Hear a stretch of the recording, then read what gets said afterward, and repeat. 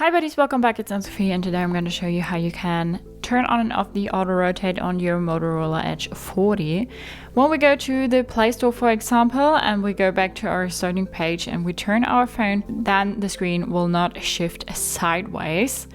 To enable this, we want to go to our drop down menu and then click on auto rotate. Now it's on, and if we go back, you see it, the screen automatically turned sideways, and now we can, like, even with Netflix and stuff, enjoy a full screen vision. You can also go to your settings, where is it, and then go to display and go to auto rotate screen, turn that off here, and then for demonstration reasons, nothing will shift sideways.